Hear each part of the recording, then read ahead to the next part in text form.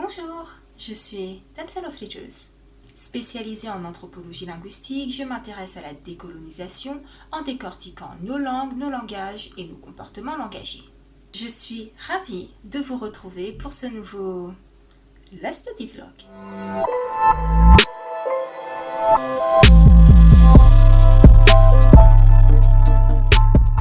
Avant de commencer, je vous invite à revisionner l'épisode 4, Exotisme et doudouisme, le sous-épisode 4.1 sur la domestication et à redécouvrir l'article Noir paracisé sur mon blog damselofletters.com.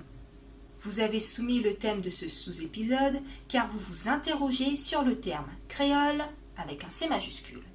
Sommes-nous créoles ? Tous créoles, sachant de surcroît qu'on entend de plus en plus de noirs états-uniens se dire créole, on doit forcément l'être.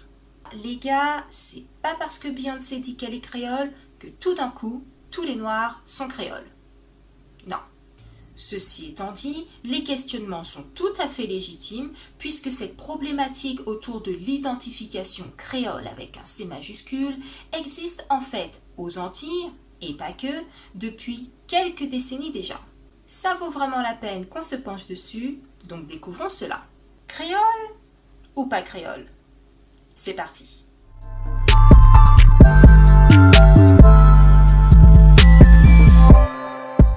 Pour savoir si on est des créoles avec un C majuscule, il faut déjà comprendre ce que signifie ce terme créole. Cette question posée amène une multitude de réponses et je vais me cantonner à l'ère américano-caribéenne. Mais n'hésitez pas à commenter d'autres ères dans les commentaires. Et d'ailleurs, même en ne restant que sur cette ère américano-caribéenne, il n'y a pas qu'une seule réponse à la question « ce qu'est créole ». Comment est-ce possible ? Illustrons la situation. Si je dis abricot, un abricot, le fruit, à quoi pensez-vous ? Quelle image vous vient naturellement en tête ?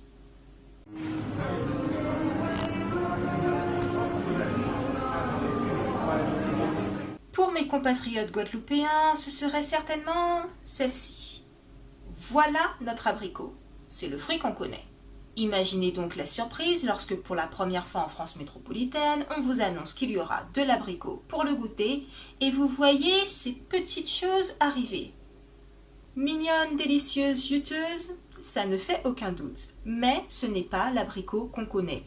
Ou du moins, ce n'est pas l'image qui nous est naturellement venue en tête. Et on peut s'amuser à faire cela avec plein d'autres termes. Par exemple, groseille. Pistache, surtout lorsque vous demandez un cornet pistache. Une timbale. Une pointe. Un canari, etc., etc. Je vous laisse vous amuser. C'est juste pour vous montrer que derrière un même mot en langue française, on va avoir des représentations différentes car nous venons de cultures différentes. Et si c'est le cas pour notre abricot, c'est également le cas pour le terme créole.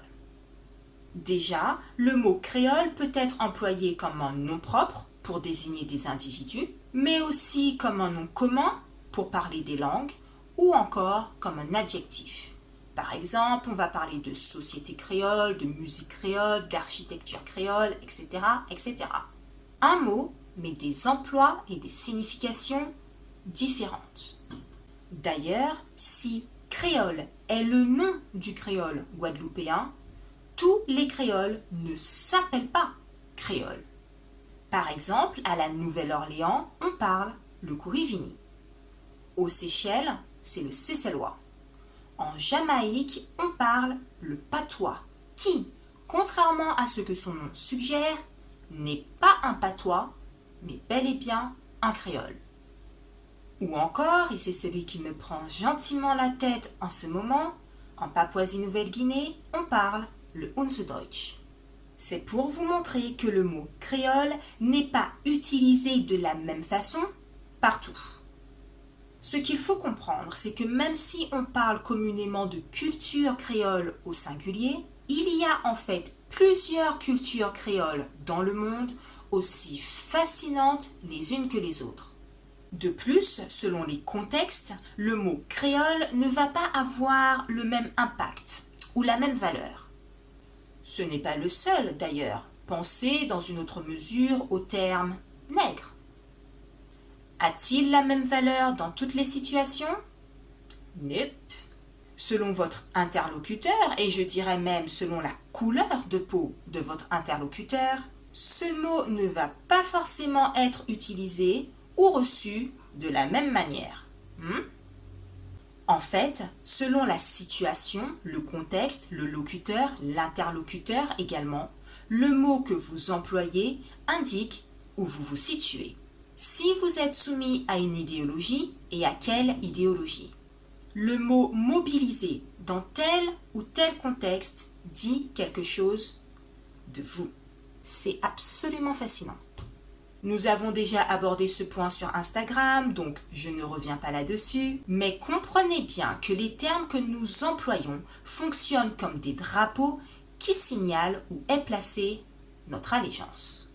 En fait, les mots ne sont jamais juste des mots.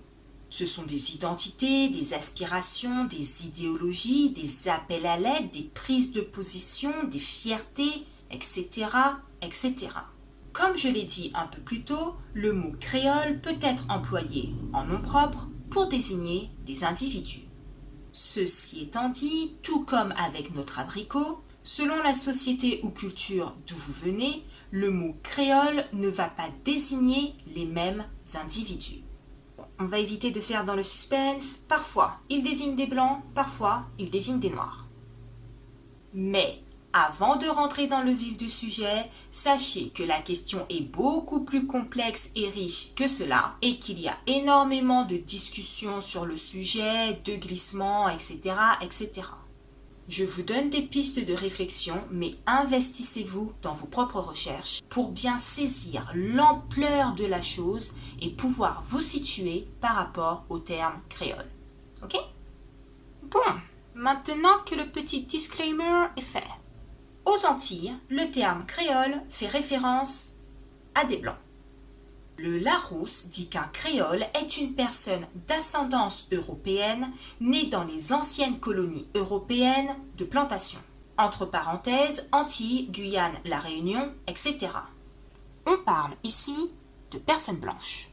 Et d'ailleurs, plus loin, le Larousse précisera qu'un créole avec un C majuscule est une personne blanche née dans les colonies européennes intertropicales. Entre parenthèses, à l'origine dans les colonies américaines de l'Espagne.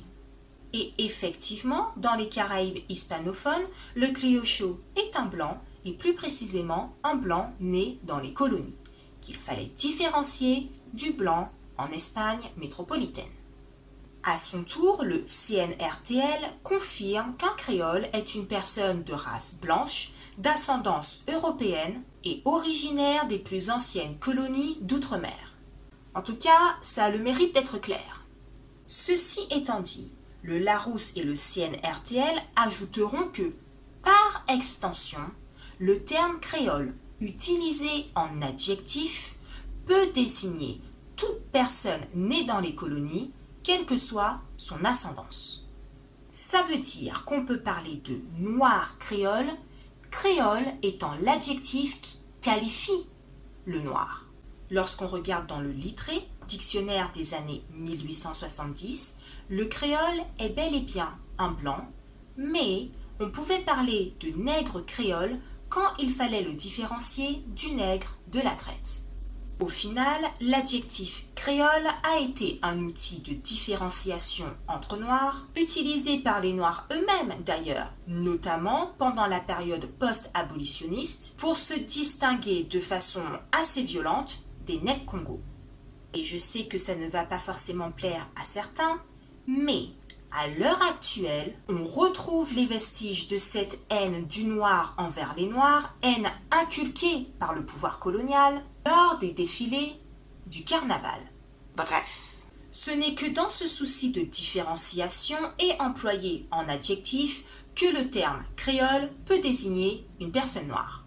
Autrement, un créole est bel et bien un blanc descendant de colons. Exemple célèbre de créole aux Antilles, Joséphine de Beauharnais, née en Martinique, fille de planteur. Ou encore Saint John Perse, né en Guadeloupe, fils de colon. Du coup, la question est, pourquoi un noir antillais déciderait-il de se dire créole avec un C majuscule? En Bassaf, faut demander aux gens directement. Mais on va continuer d'explorer ce point dans quelques minutes. Intéressons-nous d'abord à la seconde question. Pourquoi est-ce qu'on entend de plus en plus de Noirs aux États-Unis se revendiquer créole? Parce qu'aux États-Unis, le terme créole fait effectivement référence à des Noirs. Nous avons un même mot, mais nous sommes sur des contextes historiques, anthropolinguistiques et culturels différents et donc sur des construits bien particuliers. En d'autres termes, un créole en Guadeloupe ou en Martinique n'est pas un créole aux États-Unis. Un mot, mais des représentations et significations différentes. Du coup, lorsqu'on parle de créole aux États-Unis, on fait référence à cette zone-ci, la Louisiane, et par migration au sud du Texas. Dans cette ère, on va communément admettre que les créoles sont les Noirs, par opposition aux Cajuns qui sont les Blancs. Pour le dire assez vite, au début, la Louisiane était entre les mains des Espagnols et des Français. C'est en 1803 qu'elle va être achetée à la France par les États-Unis. C'est le Louisiana Purchase. Et c'est à partir de cette date que la population louisianaise dans son ensemble va vraiment s'attacher au terme créole pour s'identifier, afin de marquer la différence avec tous les nouveaux envahisseurs. Cet attachement comprend un attachement à la culture française, à la langue française, qui sera d'ailleurs censurée par la suite par les États-Unis. Donc vous voyez qu'on est sur des relations, notamment à la France, très différentes de celles que nous connaissons aux Antilles. En fait, créole désigne des personnes qui ont un héritage mixte, métissé. Français colonial, africain, hispanique, natif américain. Du coup, pourquoi on admet qu'en Louisiane les créoles sont les Noirs? Parce qu'aux États-Unis, les catégorisations raciales sont différentes de celles que nous connaissons. Et à partir du moment où il y a 1% de sang noir, la personne est considérée noire. C'est pour ça qu'on admet que les créoles sont les Noirs. Et par Noirs, on entend les métis, les quarterons, les octerons et les griffes. Ce sont des catégorisations que vous ne devriez plus entendre aujourd'hui, mais parfois on a quelques surprises. Les métis sont dits être à 50% noirs. Les quarterons sont dits être un quart noirs. Les octerons, un huitième. Et les griffes, enfants d'une personne métisse et d'une personne fully black, complètement noire, seraient noirs aux trois quarts. Oui, je sais, les Américains. Donc bref, en Louisiane, les créoles étaient les noirs, et ce, peu importe leur statut dans la société esclavagiste. Par exemple, les esclaves noirs étaient créoles. Les esclaves métis issus du viol étaient créoles. Il y avait aussi des créoles de couleur libre. Ou encore étaient également créoles les métis ou quarterons issus du plaçage. Le plaçage était un système de concubinage ou un arrangement entre un homme blanc et une femme noire ou une femme de couleur libre. L'homme blanc donnait une maison à la placée où elle vivait avec leurs enfants qui recevaient une éducation, certains privilèges, des richesses, parfois même un statut, et pouvaient même avoir beaucoup d'influence dans la société, surtout à la Nouvelle-Orléans. Par exemple, et nous aurons l'occasion d'en rediscuter, Marie Laveau, grande prêtresse du vaudou à la Nouvelle-Orléans, est née du plaçage. L'encyclopédie de Louisiane précise que le plaçage était une pratique sociale des unions interraciales qui permettait aux individus de contourner les lois racistes qui ont continué d'exister pendant très longtemps et qui interdisaient les mariages interraciaux, les mariages mixtes. Toujours l'encyclopédie de Louisiane souligne qu'avec le plaçage, je cite, il s'agissait parfois d'exploitation sexuelle des femmes, parfois d'amour et d'union extralégale à vie. Donc, bref, les créoles étaient les noirs, et ce, peu importe leur statut dans la société esclavagiste. Et aujourd'hui encore, on garde cette catégorisation. S'il y a ascendance africaine à un moment de la généalogie, on est créole. En Louisiane. Quelques exemples célèbres de créoles: la directrice Deborah Pratt et sa fille actrice Troyan Bellisario, les chanteuses Beyoncé et Solange Knowles par leur mère, ou encore le musicien Allen Toussaint. Vous apprécierez d'ailleurs les influences françaises dans les noms. Et du coup, toujours en Louisiane, on va faire la différence entre les créoles, qui sont noirs, et les cajuns, qui sont blancs.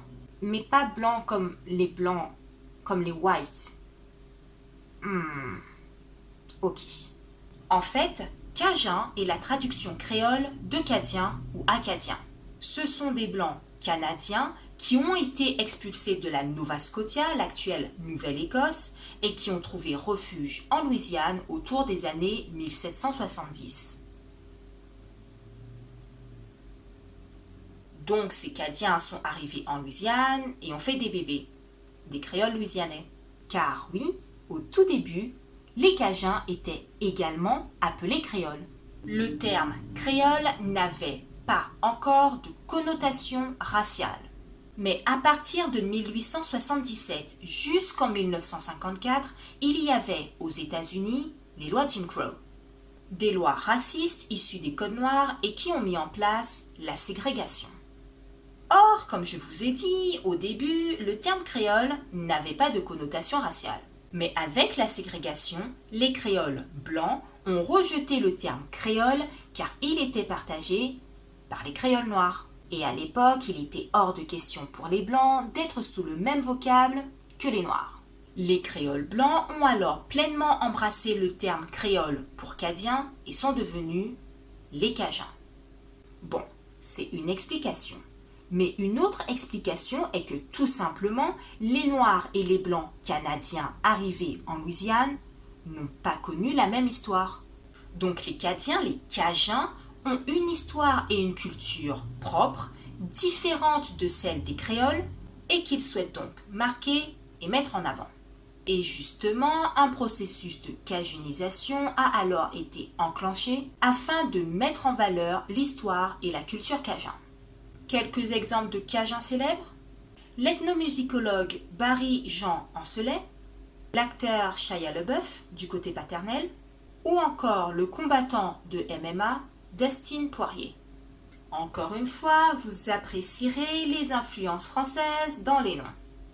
Aujourd'hui, et même si on peut encore ressentir le poids de la ségrégation raciale, la culture cajun et la culture créole sont mises à l'honneur tout au long de l'année à travers des musées, des festivals, des événements qui impliquent une archéologie de l'histoire de chaque groupe, la promotion du Corivini, mais également de la langue française puisque cette dernière avait été censurée lors de l'américanisation.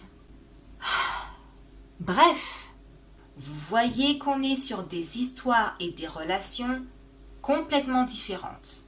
Et voilà pourquoi vous avez des Noirs états-uniens, en particulier de Louisiane et du Texas, qui revendiquent être créoles. Et ce n'est pas parce qu'ils sont créoles que tous les Noirs que vous allez rencontrer aux États-Unis le sont. Et ça veut encore moins dire que toutes les personnes noires de la planète sont créoles. On ne parle pas de la même chose. Ok ? Ces catégorisations sont des construits qui dépendent d'une société bien précise. Et même si les sociétés créoles ont connu ou connaissent un processus de créolisation, ce qui en découle est propre à chaque société, à chaque culture. Bon, maintenant, si ce n'est pas forcément le cas en Louisiane, qui, croyez-moi, a ses propres problématiques sociolinguistiques, dans plusieurs sociétés créoles, se dire créole avec un C majuscule pour désigner sa personne en tant que personne noire peut sous-entendre un rejet de son africanité.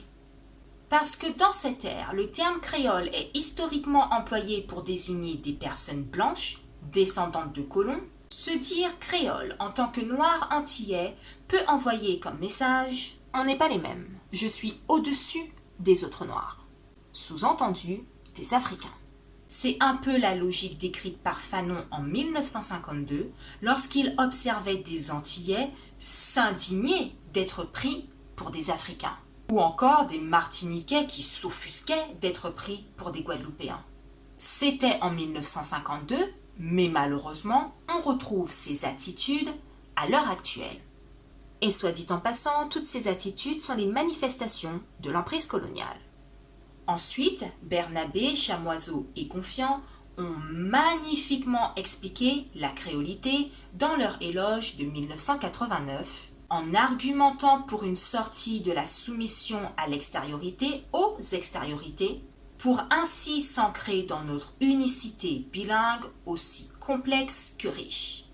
Je suis complètement fan.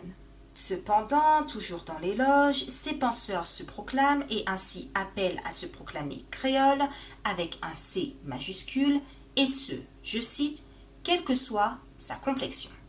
Noir, blanc, béqué, pas béqué, même bita. Créole avec un C majuscule. Cela peut être un projet fort honorable, un espoir pour l'avenir même.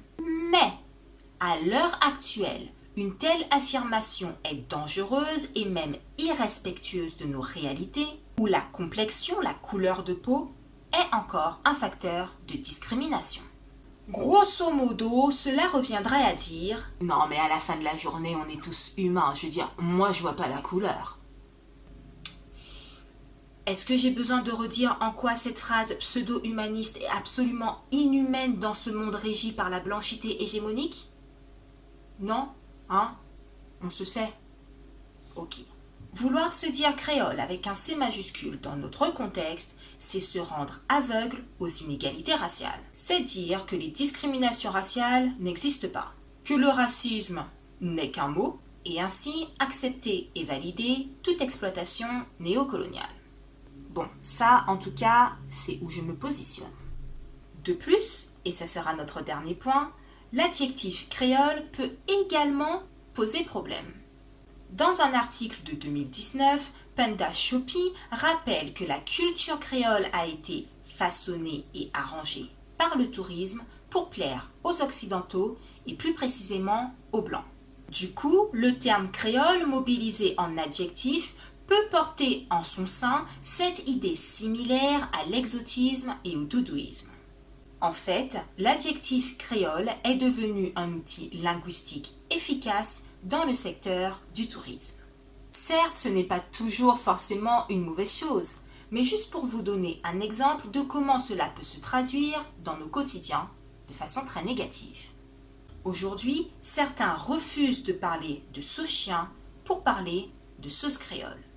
Et ils ne parlent pas de deux sauces différentes parce qu'il me semble qu'effectivement, il y a la sauce créole qui est une sauce différente de la sauce chien.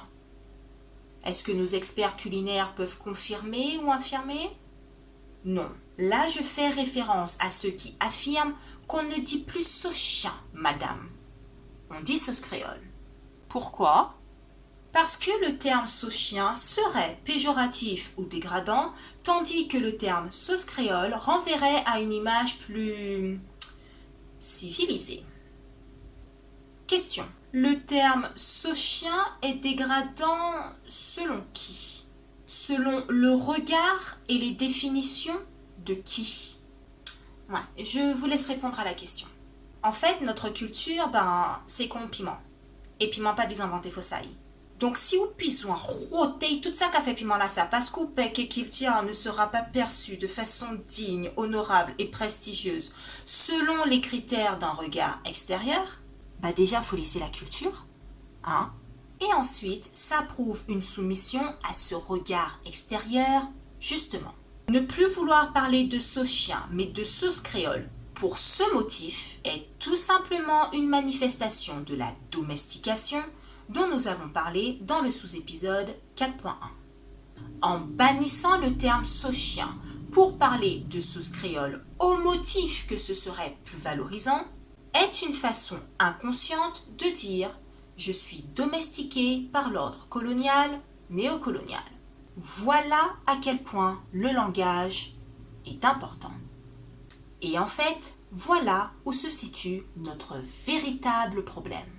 Comprenez-moi bien, le terme créole n'est absolument pas un terme à bannir, mais il n'est pas non plus un terme à embrasser aveuglément. Si on emploie l'adjectif créole dans la même logique que l'adjectif exotique, c'est-à-dire comme validé par le regard extérieur exotisant, c'est qu'on est soumis au regard au langage colonial, néocolonial. Si on s'identifie créole avec un C majuscule parce que des Noirs aux États-Unis s'identifient comme tels, c'est qu'on suit bêtement des tendances identitaires sans aucun égard ni respect pour les contextes socio-historiques, linguistiques et culturels. En fait, le véritable problème, ce n'est pas le mot. Le problème, c'est la logique sous-jacente à l'identification, à la mobilisation de ce mot. Le pourquoi. Interrogeons-nous. Pourquoi est-ce que je veux me dire créole avec un C majuscule?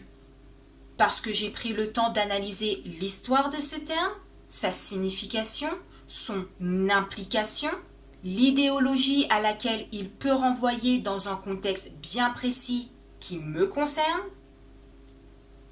Ok.